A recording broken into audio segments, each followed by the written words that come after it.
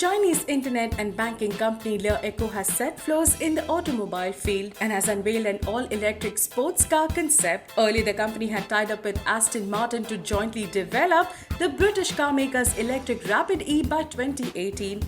The auto subsidiary of the company is called Le Auto, and the car that has been unveiled has been named Le C, where C stands for Super Electric Ecosystem. The car comes with one-piece panoramic roof which extends right from the windscreen to the back of the car. The car should have good driving dynamics because of its low center of gravity and also for the location of its battery pack. The battery in the Le C is located inside the floor just like you see in most Tesla cars.